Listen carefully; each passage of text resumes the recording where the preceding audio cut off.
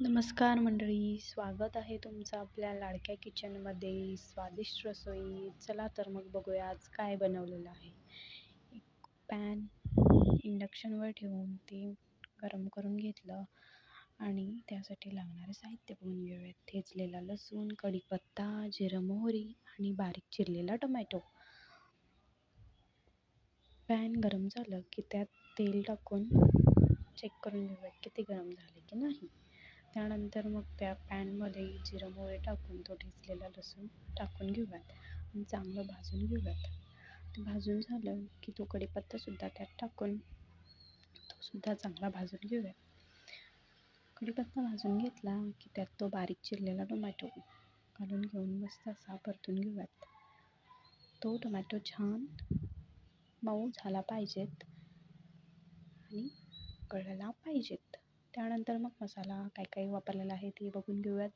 लाल तिखट, हळद आणि गरम मसाला आणि चवीनुसार मीठ. मग तो सगळा मसाला एक एक करून त्या पॅनमध्ये घालून तो सुद्धा चांगला भाजून घेऊया. भाजून घेतला की मग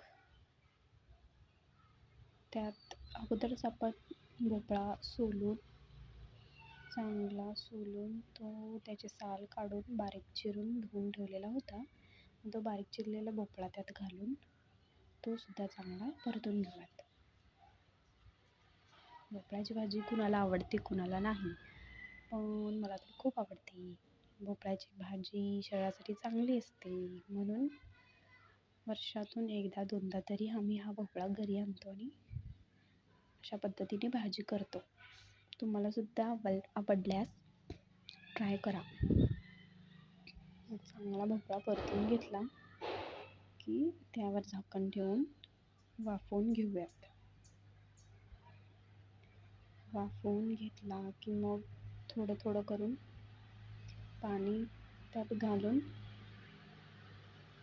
चांगला शिजवून घेऊयात. भोपळा छान शिजला की खाण्यासाठी मस्त लागतो. पाणी घेऊन शिजवून घेतलं, मग वरून असं कोथिंबीर टाकून त्याला गार्निश.